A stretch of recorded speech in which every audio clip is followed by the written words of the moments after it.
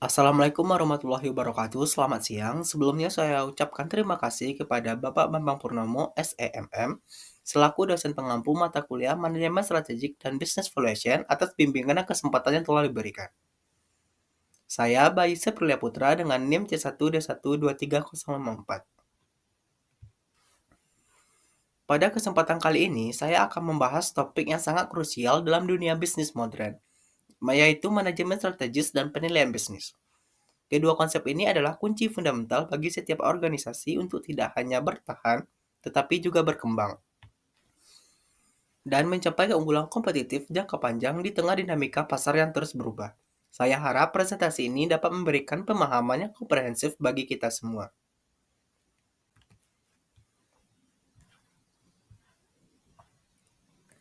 Mari kita mulai dengan pertanyaan mendasar, mengapa kita perlu mempelajari manajemen strategis dan penilaian bisnis? Sederhananya, dunia bisnis kita adalah ekosistem yang dinamis, penuh dengan perubahan yang konstan. Jika kita hanya berdiam diri, kita akan tertinggal. Menurut Fred R. David, seorang ahli manajemen strategis, ada beberapa manfaat krusial dari manajemen strategis bagi organisasi. Pertama, membantu kita menjadi proaktif bukan sekedar reaktif. Kita bisa mengantisipasi bukan hanya merespon. Kedua, manajemen strategis membantu kita membuat strategi yang lebih baik karena menggunakan pendekatan yang sistematis, logis, dan rasional.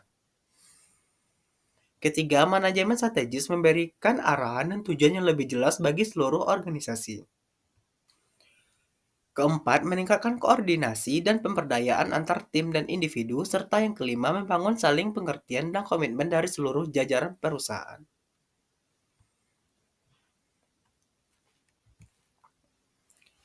Lalu, mengapa penilaian bisnis? Seorang CEO atau pengelola bisnis, setiap keputusan besar ada di tangan kita. Penilaian bisnis adalah proses untuk menentukan nilai ekonomi perusahaan kita. Hal ini fundamental untuk mengukur keberhasilan strategi kita, membuat keputusan investasi, hingga merencanakan masa depan perusahaan. Inilah yang memberikan kita pandangan helikopter atau helicopter view tentang posisi dan potensi bisnis kita. Berikutnya terkait memperkuat posisi daya saing perusahaan. Salah satu tujuan utama manajemen strategis adalah memperkuat posisi daya saing perusahaan. Ini bukan hanya tentang menang, tetapi tentang bagaimana kita bisa terus relevan dan unggul di pasaran. Kita bisa memperkuat daya saing dengan beberapa cara. Pertama, menguatkan keunggulan kompetitif yang sudah ada. Ini bisa melalui diferensiasi seperti yang dilakukan oleh Apple dengan inovasi dan brandingnya premiumnya. Atau melalui keunggulan biaya seperti Walmart yang fokus pada harga rendah setiap hari dengan efisiensi operasional tinggi. Ada juga strategi fokus atau niche, di mana kita melayani segmen pasar yang spesifik dengan sangat baik. Kedua, kita harus menciptakan keunggulan kompetitif yang baru. Hal ini bisa lewat inovasi disruptif seperti Netflix yang mengubah cara kita menonton film. Atau dengan pemanfaatan teknologi seperti Big Data dan AI untuk meningkatkan efisiensi. Kemitraan strategis juga menjadi cara efektif untuk mengakses sumber daya ataupun pasar baru. Ketiga, kita perlu responsif dan proaktif terhadap perubahan lingkungan. Ini melibatkan analisis lingkungan yang konstan, membangun fleksibilitas organisasi, serta mengelola risiko. Dan yang tak kalah penting adalah fokus pada keberlanjutan atau ESG. Karena ini bukan hanya tren, tetapi juga nilai jangka panjang perusahaan. Terakhir, ekspansi dan diversifikasi strategis memungkinkan kita memperluas jangkauan pasar, baik secara regional, nasional, maupun internasional, serta memperkaya portofolio produk atau layanan kita. Tentu saja, semua ini tidak akan berhasil tanpa implementasi strategi yang efektif, yang berarti keselarasan organisasi, eksekusi yang baik, pengukuran, dan kemampuan yang untuk terus belajar dan beradaptasi. Berikutnya terkait strategi berkompetisi di pasar internasional. Di era globalisasi ini, perusahaan tidak bisa lagi hanya berpikir lokal. Pasar internasional menerapkan peluang besar. Namun, juga tantangan yang kompleks. Oleh karena itu, kita perlu strategi yang matang untuk berkompetisi di tingkat global. Langkah awalnya adalah memahami pasar global secara mendalam. Hal ini termasuk riset tren pasar, perilaku konsumen, preferensi budaya, kondisi ekonomi, dan regulasi di setiap negara target. Kita juga perlu menganalisis pesaing global menggunakan kerangka seperti Porter 5 Force dan melakukan segmentasi serta penargetan pasar yang tepat. Setelah memahami pasar, kita perlu menentukan strategi masuk pasar internasional yang paling sesuai. Apakah kita akan memulai dengan ekspor yang risikonya rendah, atau melalui lisensi dan waralaba yang memungkinkan ekspansi cepat? Mungkin kita memilih aliansi strategi atau joint venture untuk berbagai risiko dan sumber daya dengan mitra lokal. Atau jika kita ingin kendali penuh dan berinvestasi besar, investasi langsung asing atau FDI bisa menjadi pilihan. Sama seperti di pasar domestik, kita perlu mengembangkan keunggulan kompetitif global, entah itu melalui keunggulan biaya global, diferensiasi global, atau fokus global pada segmen pasar tertentu. Dan tentu saja semua fungsi perusahaan dari pemasaran, operasi, sumber daya manusia, hingga keuangan harus memiliki strategi fungsional global yang selaras dengan tujuan keseluruhan. Terakhir, implementasi dan adaptasi adalah sebuah kunci. Kita perlu membangun organisasi yang adaptif memiliki kemampuan belajar yang kuat dari setiap pengalaman. Dan menerapkan manajemen risiko yang efektif untuk menghadapi risiko politik, ekonomi, budaya, dan mata uang yang melekat pada operasi internasional.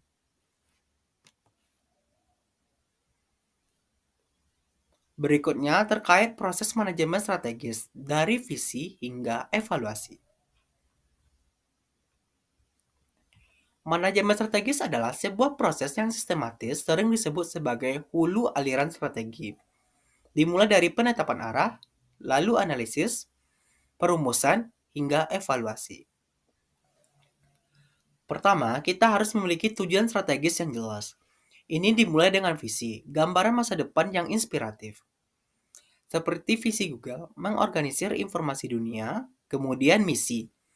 Pernyataan tentang tujuan dasar keberadaan kita, seperti misi Nike, memberikan inspirasi dan inovasi bagi setiap atlet. Setelah itu, kita melakukan analisis lingkungan eksternal untuk mengidentifikasi peluang dan ancaman. Kita menggunakan analisis PESTEL untuk melihat berbagai faktor politik, ekonomi, sosial, teknologi, lingkungan, dan legal yang mempengaruhi kita. Selain itu, analisis industri atau Porter 5 Force membantu kita memahami kekuatan persaingan dalam industri kita. Bersamaan dengan itu, kita melakukan analisis lingkungan internal untuk mengidentifikasi kekuatan dan kelemahan kita. Inilah yang melibatkan penilaian sumber daya dan kapabilitas kita, baik yang tangible seperti aset fisik maupun intangible seperti reputasi merek. Kita juga bisa menggunakan analisis rantai nilai untuk melihat di mana kita menciptakan nilai dan di mana kita bisa lebih efisien. Dari semua analisis ini, kita merumuskan strategi menggunakan analisis SWOT. Kita menggabungkan kekuatan dan kelemahan internal dengan peluang dan ancaman eksternal. Dari SWOT ini, kita bisa mengembangkan matriks TOWS untuk menghasilkan strategi yang spesifik seperti strategi SO memanfaatkan kekuatan untuk meraih peluang. Dan atau WT mengurangi kelemahan untuk menghindari ancaman. Nah, pada akhirnya kita harus mengidentifikasi faktor penentu keberhasilan dalam industri kita ini. Inilah yang menjadi elemen-elemen yang harus kita kuasai untuk bisa bersaing dan berhasil, seperti inovasi produk di industri teknologi. Berikutnya terkait grand strategi dan strategi generik. Setelah memahami prosesnya, mari kita bicara tentang jenis-jenis strategi yang bisa kita pilih. Kita akan fokus pada grand strategi atau strategi tingkat korporasi untuk menentukan arah keseluruhan perusahaan.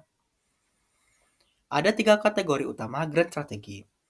Pertama adalah stabilitas, di mana perusahaan fokus pada mempertahankan status KUO atau sedikit peningkatan. cocok untuk lingkungan yang stabil. Kedua adalah pertumbuhan, di mana perusahaan berupaya untuk berekspansi signifikan. Nah, dalam strategi pertumbuhan, kita bisa melakukan konsentrasi, fokus pada satu produk atau pasar seperti penetrasi pasar, pengembangan pasar, atau pengembangan produk. Kita juga bisa melakukan integrasi vertikal, yaitu mengendalikan rantai pasok, baik ke belakang mengakuisisi pemasok, maupun ke depan mengakuisisi distributor. Yang paling kompleks adalah diversifikasi, yaitu memasuki bisnis baru. Diversifikasi konsentris adalah ketika bisnis baru masih ada hubungannya dengan inti bisnis kita. Seperti Honda yang awalnya memproduksi motor, lalu mobil. Sementara diversifikasi konglomerat adalah memasuki bisnis yang sama sekali berbeda, biasanya untuk tujuan keuangan. Kategori ketiga adalah penciutan, strategi yang digunakan saat perusahaan menghadapi masalah serius. Ini bisa berupa turn and run untuk pemulihan internal, divestasi untuk menjual unit bisnis yang tidak menguntungkan, atau bahkan likuidasi sebagai pilihan terakhirnya.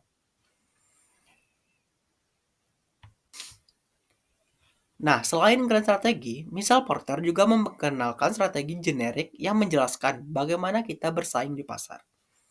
Ada kepemimpinan biaya di mana kita menjadi produsen dengan biaya terendah. Nah, seperti Indomie yang dikenal dengan harga yang terjangkau. Ada diferensiasi di mana kita menawarkan produk unik yang dihargai pelanggan, seperti Starbucks dengan pengalaman kopi premiumnya. Dan ada fokus di mana kita melayani segmen pasar yang sempit, entah itu fokus biaya atau fokus diferensiasi. Seperti Lamborghini yang fokus pada mobil sport mewah.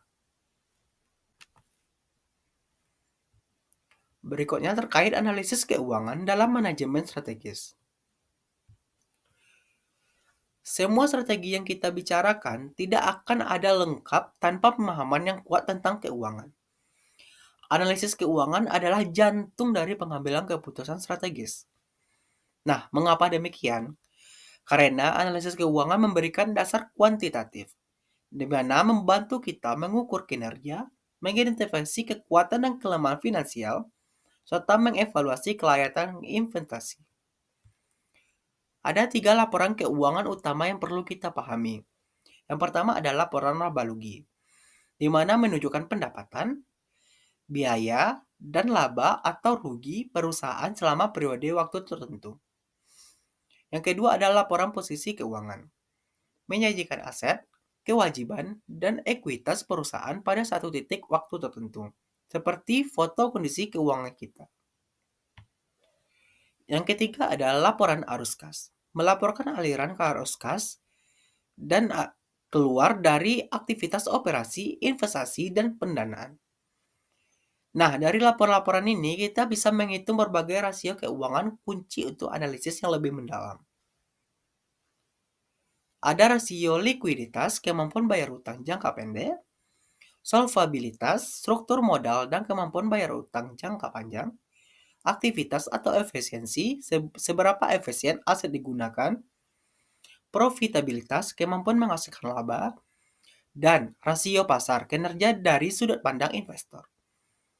Nah, penting juga untuk melakukan analisis tren di mana melihat perubahan rasio dari waktu ke waktu dan perbandingan dengan rata-rata industri atau pesaing. Agar kita tahu posisi kita relatif terhadap pasar, analisis keuangan inilah yang menjadi fondasi untuk penilaian bisnis kita.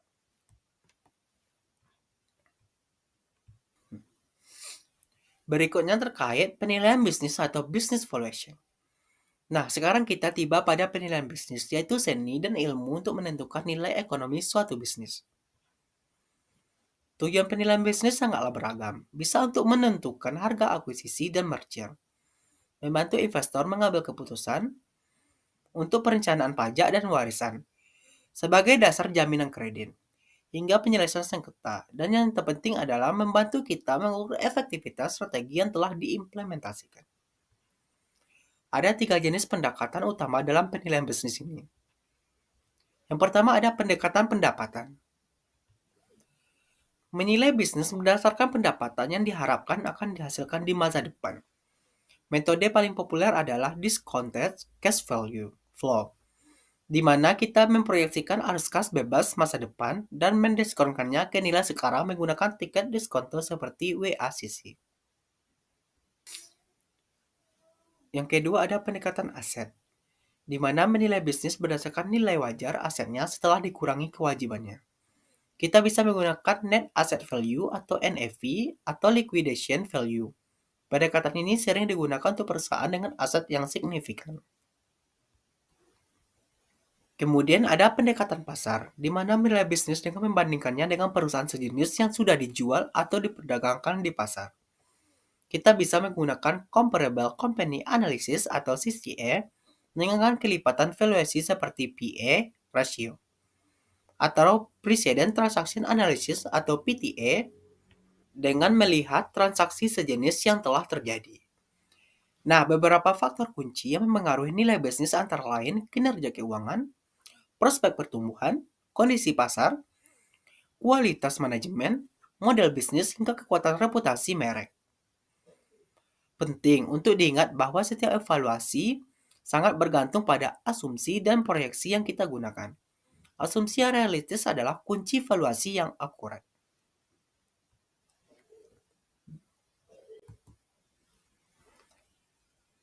Nah, sebagai menutup, kita bisa melihat bahwa manajemen strategik dan penilaian bisnis memiliki sinergi yang kuat. Manajemen strategis memberikan arah dan rencana untuk mencapai tujuan. Sementara penilaian bisnis mengukur dan menginformasikan nilai yang dihasilkan dari strategi tersebut. Keduanya adalah instrumen yang saling melengkapi untuk mendorong pertumbuhan berkelanjutan dan keunggulan yang kompetitif. Peran CEO yang sangat menjadi sentral di sini. Dibutuhkan kemampuan untuk memiliki helikopter view, melihat gambar besar, dan mengintegrasikan perumusan strategi implementasi hingga pemahaman tentang nilai perusahaan. Di era yang dinamis ini, perusahaan harus terus adaptif dan inovatif. Manajemen strategis yang solid dan pemahaman yang mendalam tentang valuasi memungkinkan kita untuk mengidentifikasi peluang dan mitigasi risiko. Jadi pesan kuncinya adalah perencanaan strategis yang matang, eksekusi yang disiplin, dan pemahaman yang mendalam tentang nilai intrinsik perusahaan adalah sebuah fundamental untuk mencapai kesuksesan jangka panjang dan menciptakan nilai bagi semua pemangku kepentingan.